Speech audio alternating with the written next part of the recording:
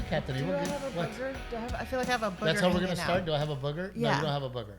No booger? But Hi, welcome. I don't have any boogers. You look finer than frog hair, though. And Thank you play your cards right. You behave yourself today. There might be a reward for you at the end of the night. You know what it is? I don't usually. I'll put on a big pop of lipstick. I think you like lipstick, Steve Trevino. No, you I think I like hot teachers. You're like dressed. You're dressed like the hot teacher. I was gonna ask Rick. I was gonna say, right, Rick? But Rick's gonna be really uncomfortable being like, "Fuck yeah, she's dressed like a hot teacher." Just funny. I don't feel tardy.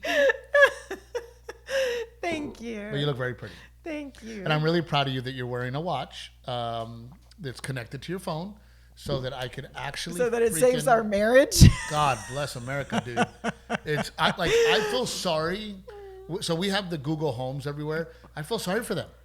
Like at one point, I wish it would tell me how many times a day does Renae ask you to make her phone ring? Probably, like realistically, probably 2 to 3 times a day. Maybe more. Some days more. It's embarrassing. What do you mean it's embarrassing? It means like 1, where you live in a very big house. But 2, it means I'm also like constantly running from one thing to the next. So sometimes my phone is in the closet. Sometimes my phone is in the laundry room. Sometimes my phone is in Delilah's room or the kitchen. It means I'm like walking around doing shit.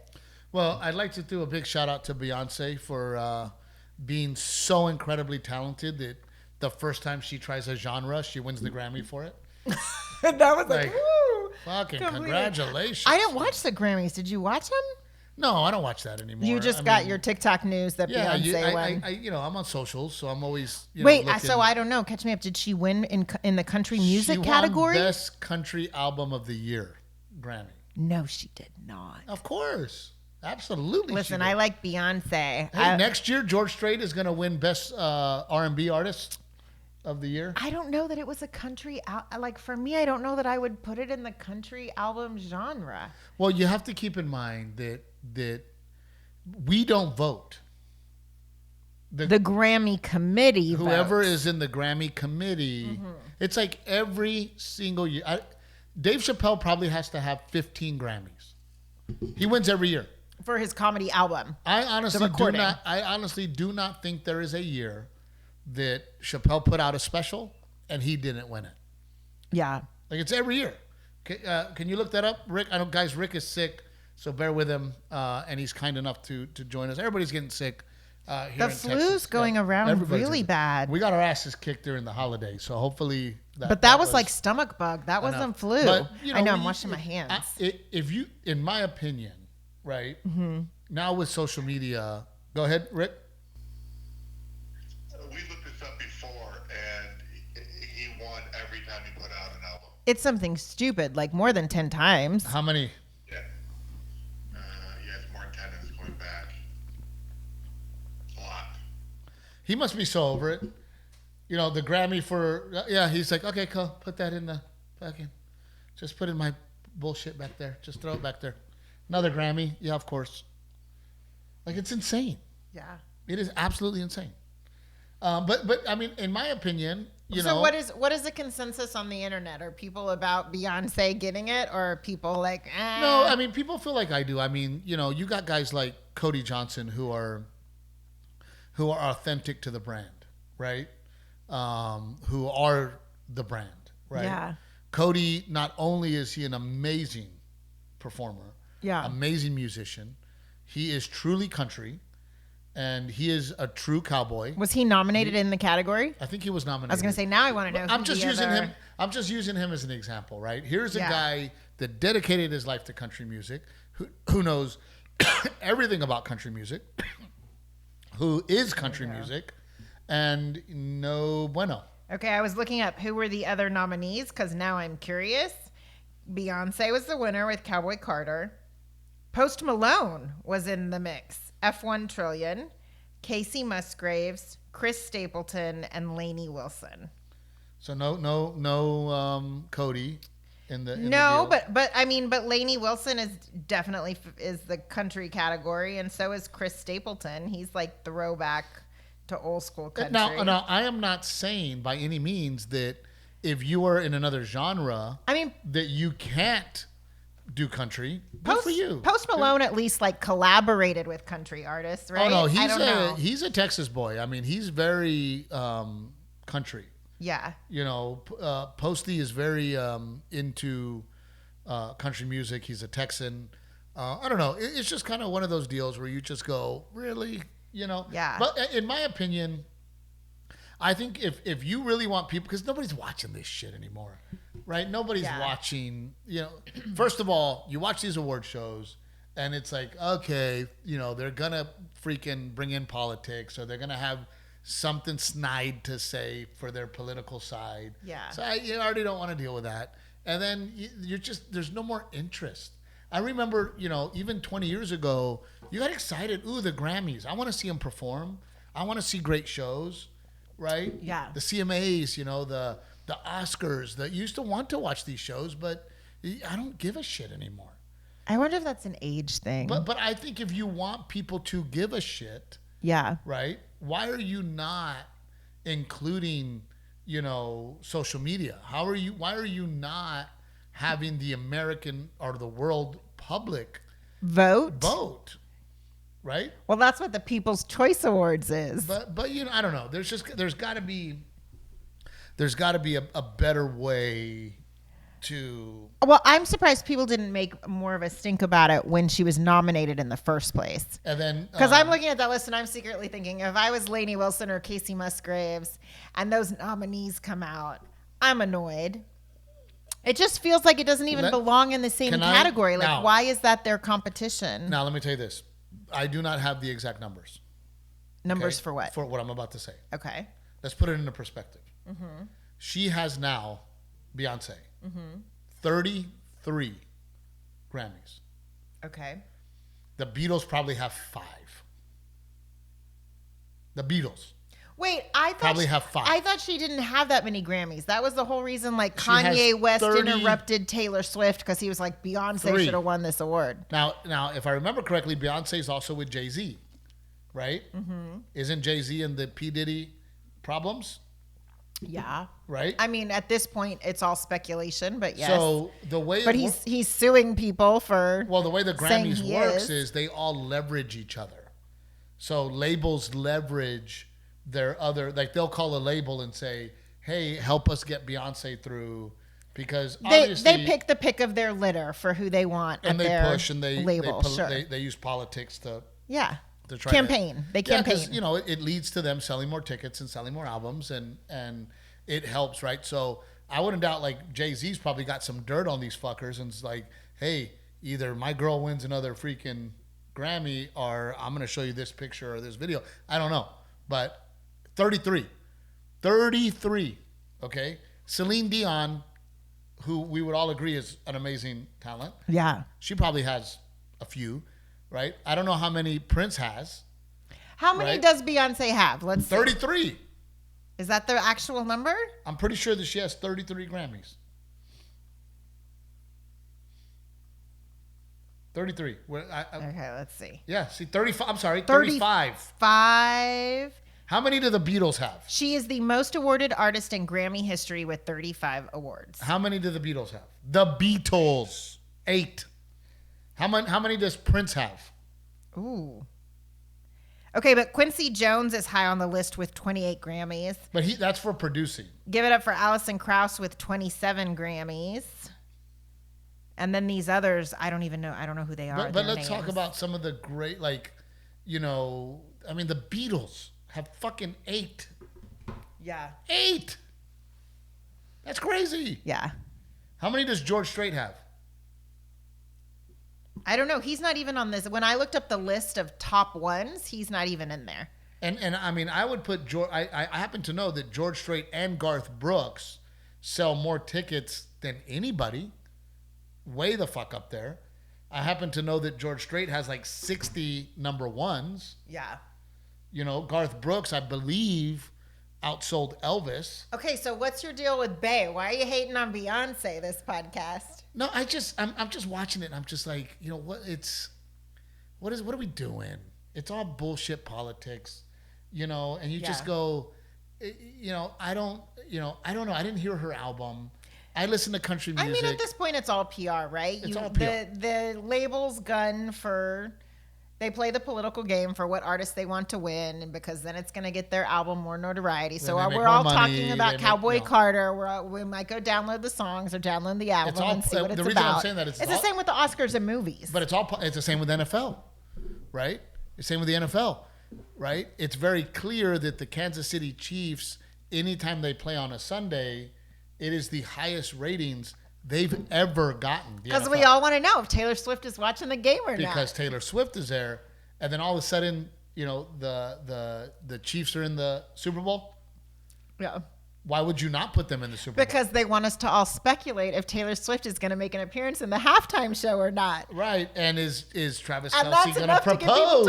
Is he going to propose at the Super Bowl? I mean, I'm not excited about the Super Bowl. And then you got NBA. Boom. Luka goes to the freaking Lakers. What? The NBA, Rick, I'm sorry. In my opinion, the NBA is dead. They're dead. It's over. What do you think? I can't watch a game. It's impossible. Oh, I thought you were going to get some pushback from Rick. And you told Rick Rick's not feeling well. You said you were going to leave him alone today. He said we were okay to ask him questions. Yeah. And maybe it'll cheer him up a little bit. But, I mean, it's dead. Rick, the NBA is dead. And then you're going to put the one team that competes, right? And you're going to move that guy to the Lakers? It's over. So music is dead. Basketball's dead. What about comedy, Steve Trevino? NFL, bullshit. What about comedy? Well, comedy, too. It's all politics. The best do not play. Yeah, but you're talking about things that sports is not necessarily subjective, but comedy and music is subjective. That's different. Well, no, but how do you determine the best is that gets to play? But it's not subjective when you're running a business, right? When you're running a business and I have more views than other comedians, then I should get another special. Yeah. Instead, comedians that have less numbers than me, that I know for a fact have less numbers than me, are getting their next special. Yeah. Politics. They like them. It has nothing to do with numbers. Now the NFL, that's all about numbers. And it's all about money, right? Mm-hmm. It's all, I don't know, it's all fucked up. And it just bums me out. But I'm still in a good mood. I'm happy. I'm not... Tell your face like you told me. I'm kidding. I'm in a great mood because I've learned that and I honestly think that they keep mentioning this word is traditional media, or what do they call it? Legacy media. Is that what they call it? Legacy media? I haven't heard that term. I don't know what you're talking about. Legacy or traditional or over there. I think legacy media is on its way out, right? And now that they're allowing these internet, Twitter, Facebook, Instagram reporters, they're now letting them in the press room. Yeah. So once you start letting in these other, I mean, look at Joe Rogan. What Joe Rogan was able to do, not on a traditional station. What all these guys are doing outside of the matrix, if you will, right? Your traditional, your 3, 6, and 10, your basic channels. Yeah. That's why I don't even know what's on the basic channels anymore. Who knows? You and I were like, I forget what we were. Oh, because we had a friend who had a part on a television show. Shout out to my friend Nathan Clark. Went to high school with him. A big part on NCIS. So we watched it, but like during the previews and them showing the other shows on CBS, I was like, I had no idea these shows were on the air. Like we don't watch traditional television anymore. But that's why I'm proud of me and you. Like, I feel like before anybody was talking about this, me and you were doing our own thing. Yeah. Me and you were like, okay, let's take it to the people. Let's send it to the people. Let's let them decide. Yeah. And we always put it in y'all's hands. So thank you, because we've always said it's up to you guys to share our stuff, and it's up to you guys. As the sharing is huge, because Rick and I were having this conversation too, that now that traditional media is dying and people are doing, what we're doing and creating our own content and putting it out there, there is so many places you can go to find content. Yeah. And so, to get the visibility you need to continue to make your art or to continue to do it is really hard. It takes people sharing your shit. So thank you. Yep. I mean, no, absolutely. Thank you guys, because, there's a big shift. There's a big shift. And I think that this idea that they can manipulate Grammys, I don't think the general public cares. Yeah. Right? I don't think they care anymore that Beyonce won the Grammys doesn't have the Grammy. eyeballs. I would wonder how many viewers the Grammys had. I'm sure it's declining, just like every show they put out the numbers. How many people watch the Oscars and the numbers are dying? Look, there is no doubt in my mind that Chappelle is one of the most brilliant comedic minds of our generation. Yeah. Chappelle is I call him a national treasure. Yeah. We don't even watch Chappelle for a comedy anymore. We watch Chappelle for... He's almost like an orator, yeah, right? Isn't that how you would What is he going to talk about? Now? What is he going to say? What interesting take does he have on life and what's going on? Yeah. But you diminish the Grammy when it's not earned anymore. It's like, well, here you go, Chappelle. Let's just give it to Dave. I mean, look, Dave's great. But gosh, Lee, there was a lot of great stand-up specials that came out last year. Yeah. A lot of them, and for it to be how many, I mean, every time he comes out, he's going to win the Grammy, as opposed to, hey man, you can win it. Like at this point, I'm like, I don't think I can win it. Even if I put out the absolute best special, probably not going to win it. Because you don't have anyone campaigning for you. Because there's no politics. So do you even care anymore? Do you even care that so-and-so got a Grammy? You know what I mean? Like, if you told somebody, hey, Dave Chappelle won the Grammy, you're like, oh, okay. Hey, Beyonce won a Grammy. Okay, for what? For country. Oh, that's weird. Yeah. It's not like before, like, oh my God, this so-and-so has a Grammy. Holy shit. I mean, it's all bullshit.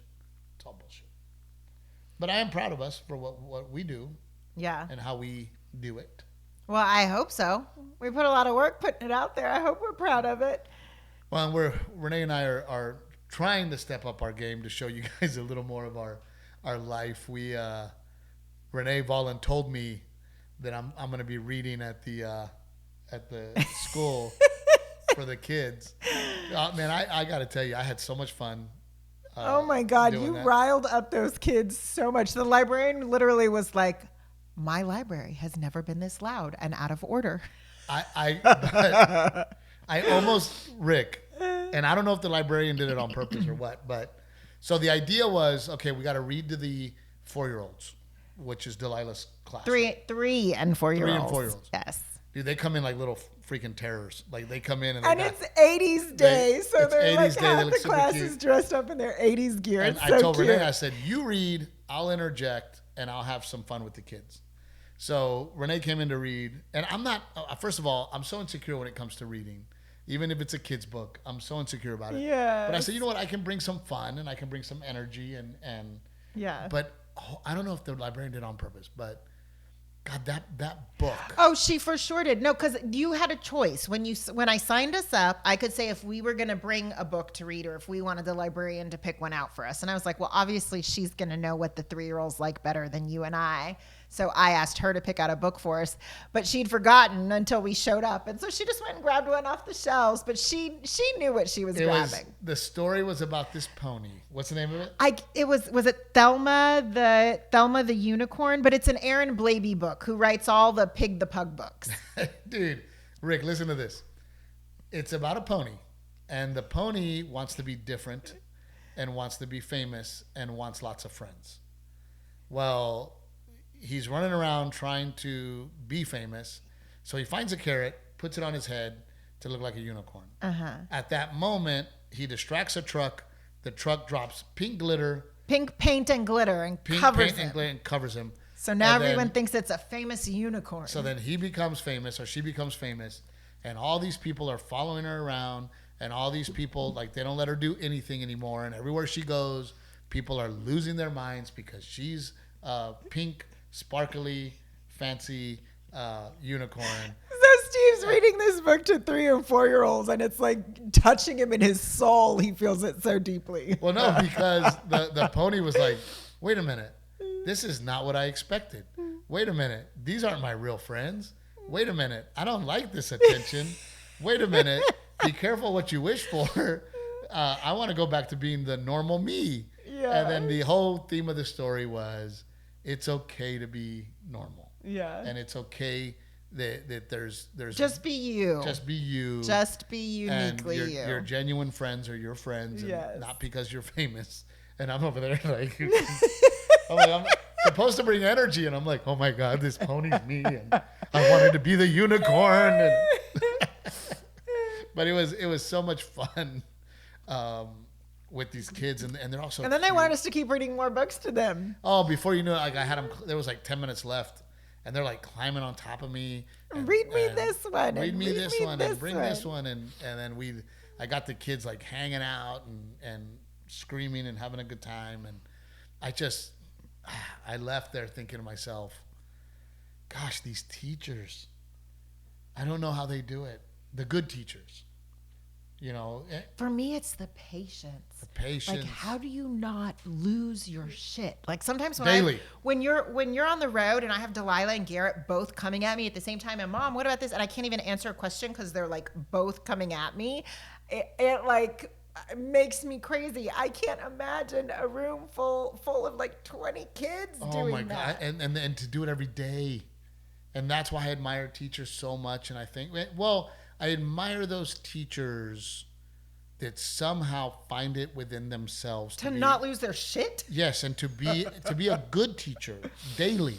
Yeah. To do it daily. Yeah. To wake up every day and go, I got to go in there and I got to teach. To not only be a good educator, right? Like to actually be teaching them, educating them, but then also like to still be a loving, caring, nurturing human, all the things you want someone to be to your child. That's like, it's hard to do both. Well, and then sometimes, you get that kid that was, maybe like me, that was a little troublemaker, if you will, right? To not be able to go, okay, I got 20 kids here. One of them's a problem, right? So I would assume, and I had those teachers, the good teachers would go, let me talk to this one kid that's a problem and see if I can't help him or her. Yeah. As opposed to just leave my room. But then you have to weigh it out, right? Because you go, well, I got one kid here that I can't spend all my time figuring out what's wrong with this kid. Yeah. Because I still have to educate these other kids. Steve, but I look at a Right? classroom now and you're saying there's one kid who's a problem. No, I look in classrooms There's now 2, 3, it's 4. like, Yep. yeah. Yeah. Grandma Dora substitutes. And I mean, she tells me horrible stories I know the things she said she sees. of these kids calling her a bitch, and they're like 4th grade. You're a bitch in 4th grade. I mean, just crazy shit. So big shout out to the teachers, because Renae and I literally spent an hour. And Anytime we go and do something, we volunteer at the school, we're like, okay, I'm done. Go help with the party. All right, that was fun. Please get me out of here. Like, I'm watching the time. When is my because I turn it on, right? I turn it on for that hour, and I'm like, okay, let's be fun, let's be energetic, let's put big smiles on. I don't always want to smile. Yeah. I don't always want to be energetic, but Yeah. they're little kids, and these teachers do it day in and day out. And for those of you out there who are teachers that truly, and share this with that teacher that wakes up every single day and puts in that effort. Every single day tries to be the very best teacher he or she can be. Yeah. Just a shout out to you. We love you. It matters. People notice. And we all know how hard it is. It is a hard job. Like Mr. Roberts at the elementary school, he's a wonderful human being. Yeah. Wonderful human being. And I just admire him so much. And you go over there and you see this guy, and he's never in a bad mood. And he's, rain, sleet, or snow, or heat. He's out there directing traffic for drop off. I mean, he's just a saint. And we just want to throw a big shout out to all the teachers that I have seen at our elementary school and Delilah School that are just phenomenal teachers. Takes special kind of people. It does take, and the problem is that some people end up teachers, right? They didn't want to be a teacher. Yeah. They end up teachers because, well, I went to college, I got this degree, these are the things I'm qualified to do. Yeah. Teaching works for my kid's schedule and me. I guess I'll just teach. Right? For those of you that became that, please find it within yourself to make that job a priority. You may not love it, but at least treat it like you love it. Yeah. Because I mean, I guess the tricky thing is like, right, we can all not like our jobs. We can all have a bad day at work, but the thing with the teacher is that like it really the trickle down effect. To kids. That's what it is. Yeah, you're affecting children. That's what it is. It's the trickle down effect. And it's like me on stage. I can show up to work and be bitchy to you, and it writes more jokes. I'm tired. I'm hungover, but I walk on stage and I'm like, here we go, best show I can give. Yeah. Right? Here's what's crazy in Richmond. I did Richmond Sunday, Virginia, out of nowhere. Renae, this guy go, any questions? Because I'm hanging out, we're talking. Crowd wasn't huge, and I'm just hanging out talking. I go, any questions? And this guy goes, would you like your handkerchief back? And he held up a handkerchief that I had given him 9 years ago. Whoa. After the show, him, his wife, his sister-in-law and son, we all had drinks. And I pulled out my handkerchief for whatever reason. And he's like, dude, can I have that? Right? And I go, oh, okay, sure. You want my snot and my sweat? It was. What are you going to do with my DNA? But here we are 9 years later. And he goes, I want you to have it back. And he was in the second row. And I love that handkerchief. I always have a hanky in my pocket at all times. Let me see if I have one now. Yep. It comes in handy. Yep. Handkerchief. I always have a hanky in my pocket. I think that is a man essential. You also have bad allergies. Well, so you had to need something to pull. But when you have nose. kids, or I can't tell you how many times I've needed to pull it out. And you pulled it out, and I'll use it for something, and I'm glad you have it. Or my daughter spilled something, or Delilah sneezes and she's got the snot hanging on her face, and there's no wipes. Your hanky's always in your back pocket. But, always carry one. That was one of my favorites. It was a Lone Star handkerchief that I had gotten. Somebody gave it to me at a bar, or one of those kind of deals. But it was just really cool that here we were 9 years later, and they brought it back to me. So I was thinking, like, maybe I'll start the handkerchief program, right? Where after I on stage at the end, I'll go, I'm going to give you this handkerchief, but next year you better bring it back. Yeah. Right? Or this handkerchief gets you back into the show, but Yeah. I want it back. Right? Yeah. I don't know. It was just cool. Here we were 9 years later, and he was like, man, we had so much fun with you. And, the crowd wasn't big, but you hung out and we all had drinks and you were so funny to hang out with. And here's some pictures of us from, he had pictures of us hanging out 9 years ago. And it was just really kind of an interesting, cool thing. Got home Monday. This weekend felt long. We're used to you coming back on Sundays, and this weekend you had a Sunday show, and I think we all felt it.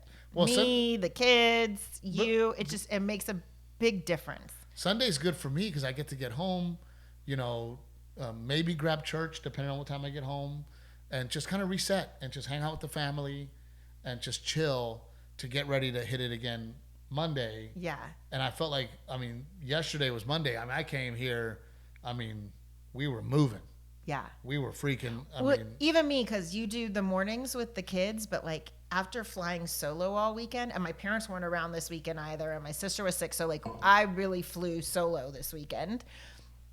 And to then go back and do school drop off Monday morning, I was like, oh my God, like I need a partner. So shout out to single mamas too, because I don't know how they do it. I don't. And they're single dads too. Okay, let's not be. Well, yeah. Yes. In all fairness, sexist, okay? To single parents, yes. In all fairness, human, to single parents. Human. It's hard to parent solo. Oh, 100%, it's hard. And yesterday was daddy-daughter day, and I get to take Delilah to horseback riding, and we had started her lessons, and then because we ended up with 2, 3, there's been snow, there's been rain, the holidays, so we started her lessons before the holidays. Then the holidays came, and then we got sick, and then it was way too cold to have a 4-year-old out there on a horse. Yeah. Right. So she had done a few lessons, and at that point, it was funny because Mr. Jeff, who is teaching her, at this point in the lessons, he's still kind of leading the horse, and Delilah's sitting on there learning to sit up there, and learning how to be on top of the horse. She's really not doing much other than Just chilling on top of a horse. chilling on the horse, right?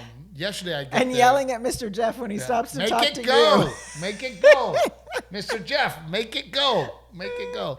And then Mr. Jeff would be like, well, kiss at her, and she'd go.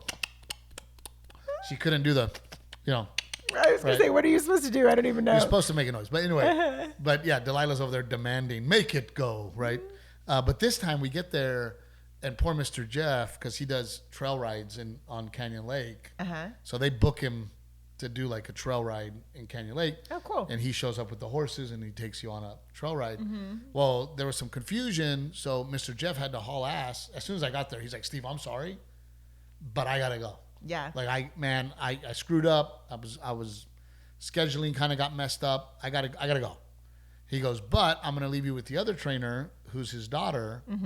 Well, he hauled ass, and his daughter was like, what's her deal?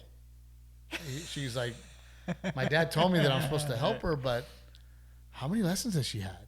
And I was like, well, not many. A few. And she was like, okay, well, no problem. So I'm like, okay. So she's very sweet, by the way. She's very kind. So now you have all these other, probably I would say 9-year-old girls to 13-year-old girls. And there's probably 4 or 5 of them that showed up for their lesson. All at the same time? All at the same time. Okay. So they started brushing their horses and putting their saddles on. And then the girl who's the instructor, she's kind of telling them like, hey, we're going to work on this and we're going to work on that. And, we're going to work on balance today. Take off the stirrups and we're going to work on this, right? So, and Delilah's over there like, me? What's wrong? So they got a kid saddle. And they put the kid. Delilah had never been on a saddle, on a horse with her own reins. And I'm like, oh man, like I'm a little like, ooh, this is going to be on her own. And she fucking killed it. She was awesome. And she had her little reins. It was the cutest thing because at first the instructor girl because she went out there first with Delilah. So then she would lead that horse with her horse. Lead Delilah's horse with her horse. Yeah. Okay. And they're kind of walking around doing their thing. Delilah's loving it because when she saw the saddle, she was like, oh my, like I'm moving up, know. And I get to be on it by myself. But then she just let her be on her own. Like Delilah was on her own.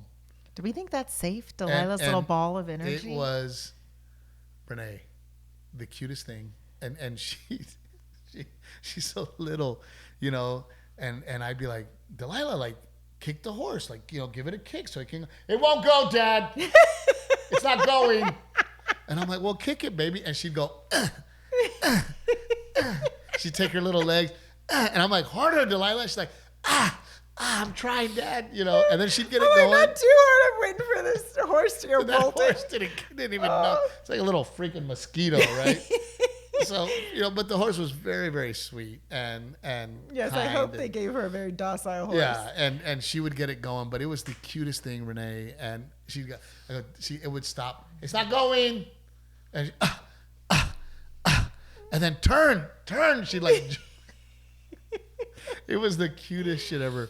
And I was just like, there was a moment where I was like, oh man, like, I'm a little, nervous about this. Well, yeah, yeah. And even when I'm like, as you said it, I'm like, yes, all the things that could happen. And not only that, the instructor, she gets on the horse. She's like, oh, my hip. And I go, what's wrong? She's like, oh, I fell off the horse pretty hard yesterday. And I'm like, oh, perfect. Let's get Delilah on a horse, But Delilah did wonderful, and I got to tell you, Renae, I can't wait to do it more. Yeah. For me and my busy life, like I always tell you, I love going to the ranch. I love going to the ranch because it is a true back to nature separation from life in the world. Yeah. That is what this is becoming for me, and it's right here. Yeah. And you go there, and I sit on the picnic table. And there's an arena, and there's a barn, and there's just horses roaming around, and there's nothing out there. And I just love being out there. I love going out there, and then I just help. Like I go out there, I start scooping poop and walking around, and I feed the horses, and Mr. Jeff's like, you don't have to do that, Steve, and I'm like, yeah, but I'm enjoying being out here, so I do want to do it more. Yeah. I want to be able to ride with Delilah. Garrett wants to do it. He wants to do it too. I don't know how we're gonna juggle all this stuff with schedules, but we'll figure it out. But I did have a discussion with Garrett where I'm like, look, dude, we really got to start talking about not doing everything. But it's hard because he's still so young too. Like, this is the age that they should be able to do all of the things they want to do. That guy wants to play golf. He wants to play basketball. He wants to play football. He wants to play baseball. He wants to ride horses. He wants to do jujitsu. And I'm like, dude, we're running out of... he wants to play the drums and learn instruments. And I'm like, hey, I told him too, we can do all of it. Just know that it's not going to be easy. And just know that there's a lot of sacrifice in trying to keep up with all of it. Yeah. Right? So, we'll see. He's into it and he likes it. Yeah. We shall find out.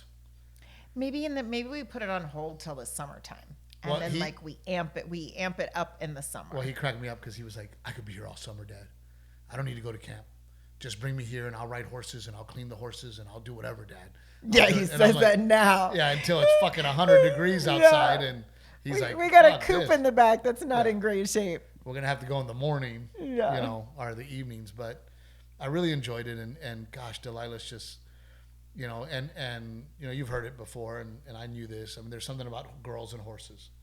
Yeah. Right? She's just so comfortable around them and she goes and she's brushing them and she wants to brush them and she wants to help. And it's just the piles of poop for me. Yeah. Well, I'm gonna slowly get my property ready for a horse. So just so you know, it's just the piles of poop for me. It'll probably be a female horse because I don't want you to see what those horses are packing. Dirty joke. Good weekend. Looking forward to me and you going to Raleigh, North Carolina together. We're taking the kids, the whole family. Not we have a bit, right? Because I'm not in packing mode. Okay, yeah. 2 more weeks. Okay, that's what I thought. Yeah. Where are you? You go to Huntsville, Alabama this weekend. Yep. You know what? Can we just go through your dates real quick because people keep saying, I didn't know you were coming. You were here. So just so people know what's on the calendar, you're doing Raleigh, North Carolina. Helicopters for Heroes is coming up. You're in Huntsville, Alabama this weekend. Liberty Township, Ohio. What's that? Is that Cleveland? Cincinnati. Yes. Cincinnati, Ohio. Now, I gotta check with Jose Trevino because he's now with the Reds, and I don't know where they're gonna be. He might already be at Catcher's Camp. I don't know where Catcher's Camp is. So yes, we will be in. We always do well in Cincinnati. We're doing well. Yeah. Tickets are moving in Cincinnati. And then after that... You're going to Canada. Oh, Canada, I want to go with you. I've never done Canada before. I'm going to have to charge them 25% on every you're doing joke. Ottawa, Montreal, and Halifax. Have you ever done those places before? This is your first time to do Canada, right? Well, I've done privates in Canada. I know you've been to Canada, but like to actually go and do shows. I have done privates there, not public shows. Yeah. So I'm excited about it. And then, we get hit up about Toronto. Toronto is coming, but we have not organized the fall tour yet. Yeah. So it'll be at the end of the year where we will be doing Toronto. And then we're taking the whole family to Miami. It's like spring break already. That's crazy. But West Palm Beach, Miami, Florida. You also have Charlotte, North Carolina, Greensboro, North Carolina, and Charleston, South Carolina coming up. And that's the thing too. I had a conversation with Joe about these markets and the ticket sales, and he was actually very it was eye opening because he goes, look, remember, he's like, Steve, we're doing markets that are not your traditional markets. So he's like, look, we're not expecting you to sell crazy amounts of tickets, but we have to start getting you in those markets so that you can start building that fan base. Yeah. So that we can start letting them kind of get in the habit of me coming to their town. Right? Yeah. So he was like, look, he's like, I know you're not extremely excited about these ticket sales, but remember, he's like, Steve, you've never done St. Louis. I did a long time ago. But now that you say that, I'm like looking what's next on the calendar. It's cities you're talking about. It's Indianapolis, Indiana, Lexington, Kentucky, Evansville, Indiana. Yeah. So we're doing a lot of markets that we've never been to before, for a few reasons. Number one, we want to expand the Trevino comedy and name, and we want to make sure that we're visiting everybody so that we can grow something there. But we're also trying not to beat up the markets that absolutely love me, so that they can get excited to see me again, so that I can bring new material to them. Yeah. Right. So there's a lot. But you are an act. I mean, there are some acts that do the same material year upon year upon year. Every year. Or even when they come back, they're like, oh, I'm going to eat up a good chunk of time with like my greatest hits. You don't do that. No. Even though I think sometimes people like shout the bits at you at the end of your show because they want to see them. You work really, really hard to constantly write and bring a new show. Well, and the other thing that I laugh is, somebody was like, hey, do you always have to talk about your wife? What's wrong with that? You're really talented and funny. You can make anything funny. And I'm like, when you look at my act, I really don't talk about my wife, especially now, the whole time. Yeah. And it's stories, and it's this is our life, and this is what we're going through, and this is, you could say the same thing for Nate Bargatze, right? Nate talks about his everyday life. Yeah. And that's what I do. I just think that the things that have gone viral are stuff about my wife. Yeah. But I mean, this set alone, yeah, I'm talking about. It's a lot of kids, this set. It's all of us now. Yeah. Right? It's you, it's us with the kids, it's living life with the kids, it's my life as a family man. But like I tell people, I don't that's what I draw from, because that consumes my life.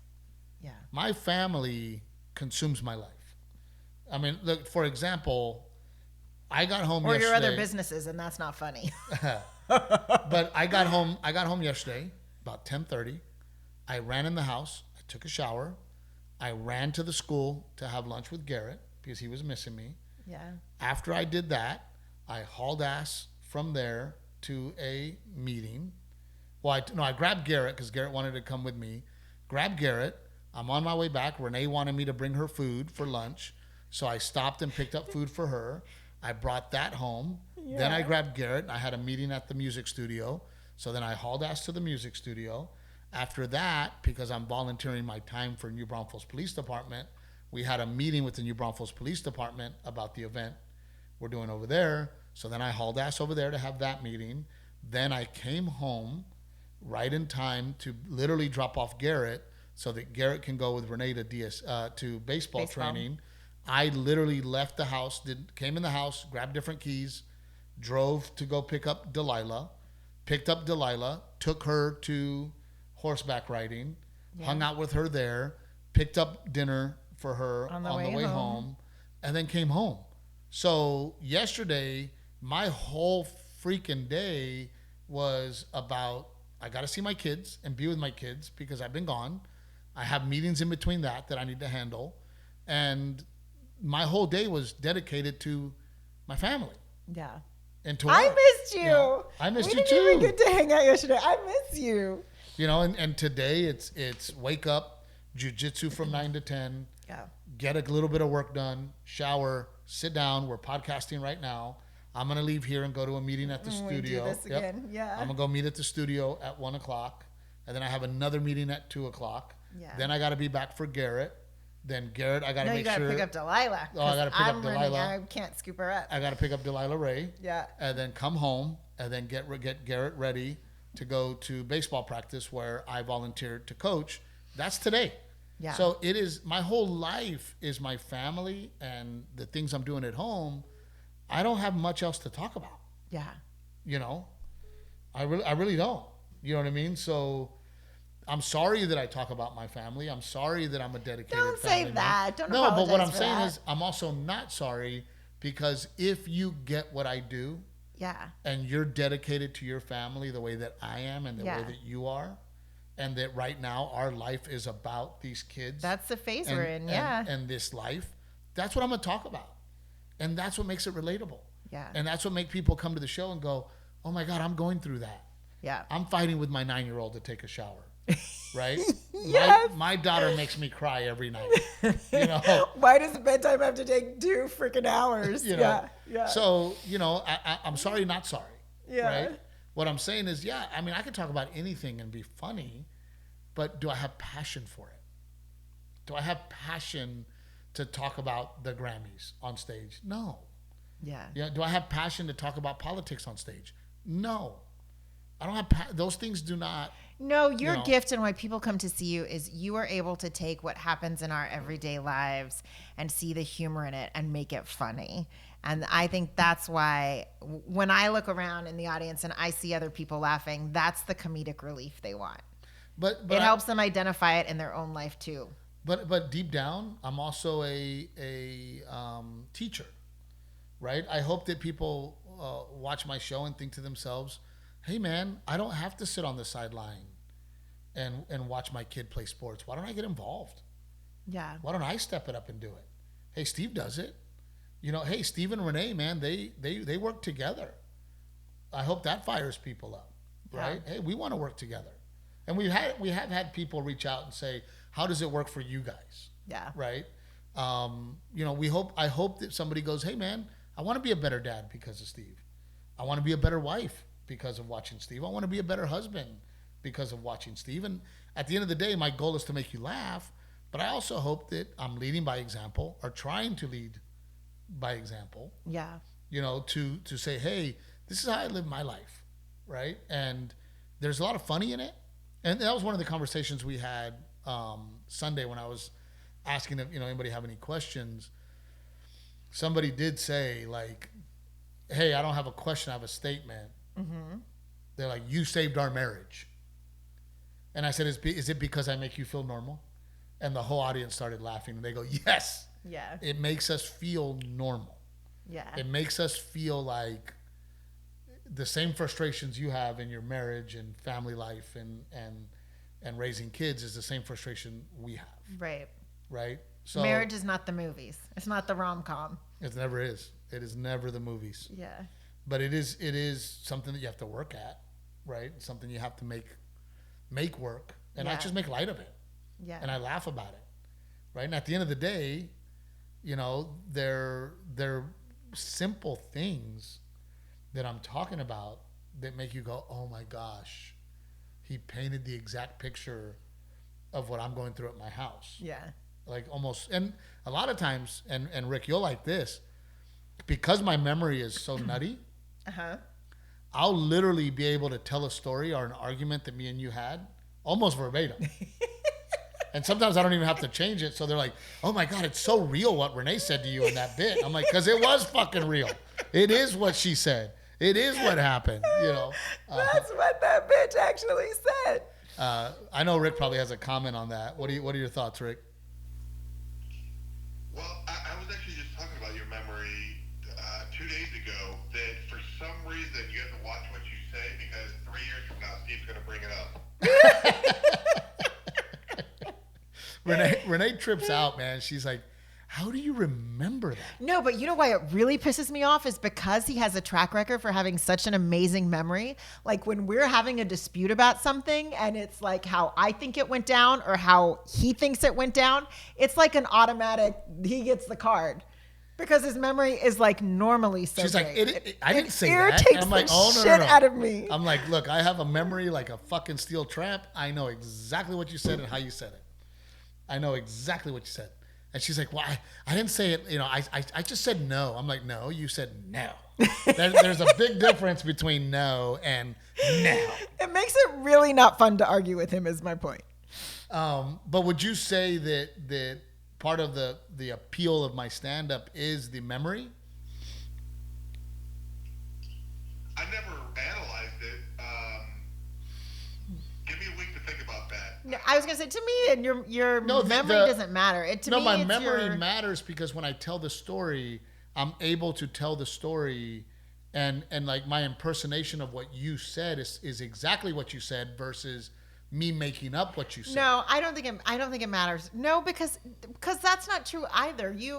Your stories are not like verbatim of what happened. Granted, the set now is very, very similar. This particular set is very real. It's very similar to our real real. life in a way that others you embellish, you change lines. I always for the embellish sake and I of always make it the bigger. comedy. Yes, this one is very close to the actual event. The Cabana story was almost the argument.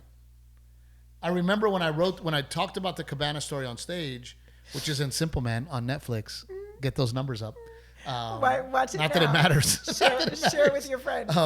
But I remember going on stage and remembering that I didn't have to change the story much because of it was so based in reality and it was so funny how it went down. And I think we're funny. You know, me and you are funny in general. Like, I think the comedy comes from the fact that, and I'm not the comedian, but I think the comedy comes from the fact that you and I are two people who are so different and approach the world very differently, but love each other very much. And so you see us just like figuring out through life. I always tell people, like, if you're a couple that fights in front of other couples, at least fight funny, right? Renae and I fight funny. Do we fight funny, Rick? Yeah, I was gonna say, he's like, not. Rick's thinking, not always, because Rick has seen us like really go at it. But you know, it's interesting because, you know, I saw this. I had seen this movie, gosh, a million years ago. Like, and for whatever reason, it stuck in my head as a good movie, and it's called The Cutting Edge. And I'm scrolling through freaking Amazon at night while you're asleep at 8:00. And I'm scrolling through Amazon and I see it, like it comes up and I'm like, and it just came back into my head of like, oh, that was a good movie. So I put it on and the premise is this stud hockey player who's supposed to be going to the NHL ends up going blind in one eye because he got hit and didn't get to go to the NHL. On the other hand, you have this Olympics figure skater who is a fucking pain in the ass, spoiled brat, and could not keep a partner. So this Olympic teacher, a skating partner. Okay. And this skating teacher comes up with this idea of like, hey, here's this kid who is amazing on the ice, young, a hockey player, strong. I can turn him into a figure skater, right? Well, he shows up and he ain't taking none of her shit, and she ain't taking none of his shit. Oh, I like this premise. I probably like this movie. Yeah, that's what made me think of me and you. That's exactly what I'm saying. But at one point, somebody goes, "You're falling for him," and she's like, "Why would I fall for him?" She's like, "I can't stand him," and we argue all the time and we fight all the time. And he goes, "That's foreplay." And I was like, "Oh." Me and Renae have foreplay every day. Every day we have foreplay. But you need to finish the movie. It's good. I didn't even start it. I fell asleep. You need to watch that movie. It is good. You know what movie I'm talking about, Rick? Yeah, I used to love it. Does it still hold up? Dude, it's so good, Rick. It is a good movie. Okay, but you're talking to the man who, like, his all-time favorite movies that he would watch over and over again are Dirty Dancing and The Notebook. Yeah, so this fits into that. It's very similar. Yikes, Steve said. Rick said. My favorite comedy is probably Three Amigos and Dumb and Dumber. Those comedies I can watch over and over and over and laugh every time. Yeah. Those I love to watch. My favorite Western is probably Tombstone. Yeah. I think the fact that The Notebook is one of your favorite movies is probably one of the things I love the most about you. My all-time favorite movie is For Love of the Game. Ah, that's right. That's my all-time. I can watch that movie. There's no crying in or not. What is it? Yeah. There's no. Is baseball not America's favorite pastime? Yeah. That's what it is. And then I do like The Notebook. I do like Dirty Dancing. I'm not afraid to say it. I'm a grown man. My favorite, like, action adventure movie. Goonies? No, I like the Goonies, but it's not my favorite. I'm trying to think what would be like my favorite action movie. The movie Michael is one of my favorites.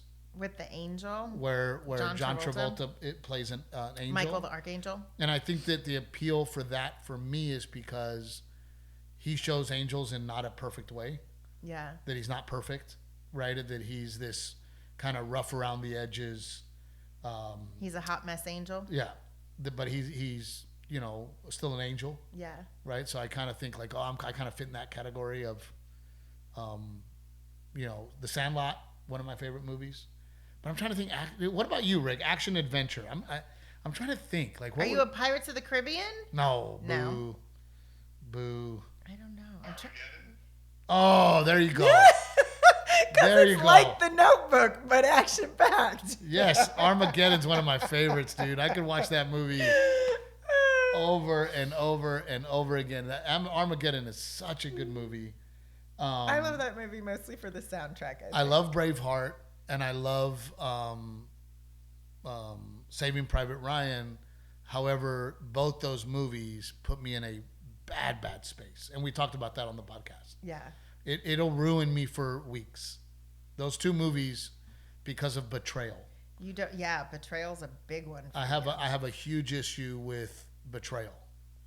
I have a huge issue with somebody, and in Saving Private Ryan, he does not do the right thing, and they were supposed to kill the guy that they got, and they didn't, and then he comes back and ends up killing them. Yeah. And it's like, dude, you got to do the right thing. Same with Troy, the movie Troy. Oh, yeah, you hate that movie. That one fucks me up. You get mad at that movie. Oh, I get so freaking upset about it. When Robert the Bruce or whatever in Braveheart backstabs Wallace. Uh-huh.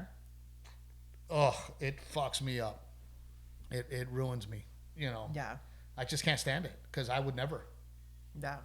That I don't. I'm very loyal to my friends, and if I make a mistake or do something that hurts my friends, I feel it very deeply, and I want to fix it. Yeah.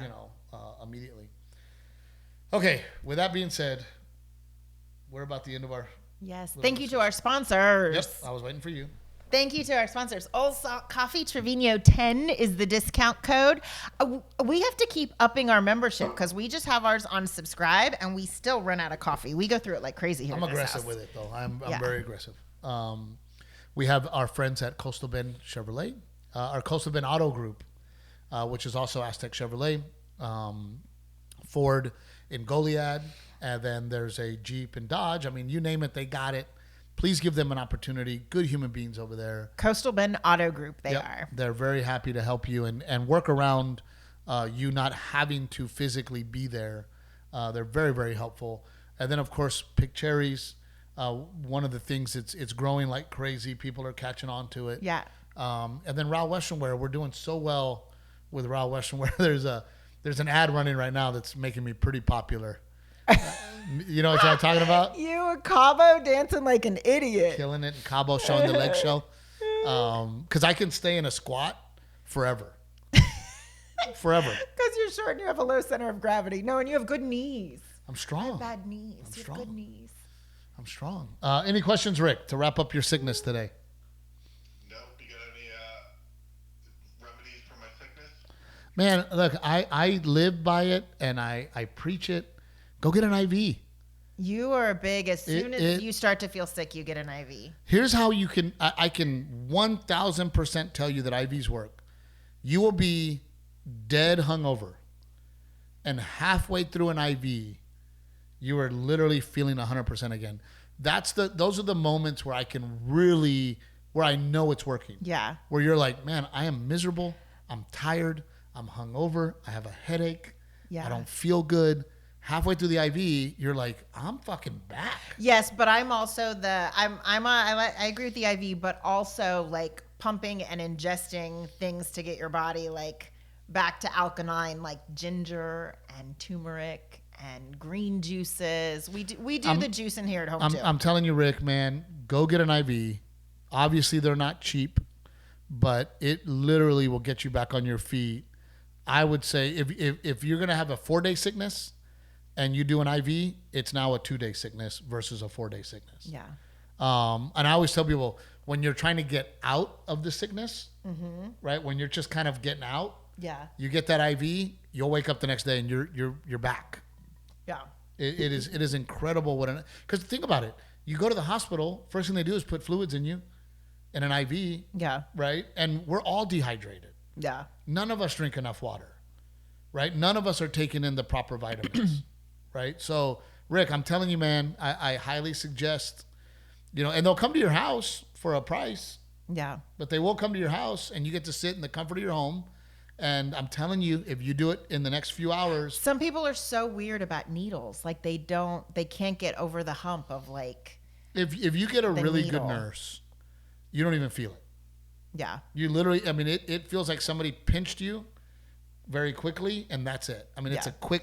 But a bad one is you got a big old bruise on your arm, and then one in Mexico, you got one in Mexico, and they didn't get it in the vein, and so your arm just stop scaring people. Swell up with fluid, and then you're not going to get hurt with that. But and then some people, Rick, if you request it, they have that numbing spray, so they'll spray and you don't feel anything. I don't need it because I'm like, it's not that big a deal. Yeah, I'm used to pricks. Okay, we should probably go. I'm a professional. We'll see you guys next time. We love you guys. Please share yes. Can I also say, like, I noticed someone commented, and I so appreciated the comment because I didn't even think about it. I was like, we need to say something. They were like, look, this video has this many views, but only this many likes. So if you are a fan and you were watching it, it does not take that much more effort to hit a like button. Yeah, so please do. And I got to tell you, we've had a big jump in numbers. And I would attest that to my friend Gabriel Iglesias. Yeah. Fluffy, Fluffy really brought a lot of attention to us, and I just want to thank him for that because we love him, and please watch his special, The Legend of Fluffy. And he is a legend. He definitely is an absolute legend. Nobody has sold tickets like him for as long as he has. So we got to go. We love you guys. Thank you. Good night.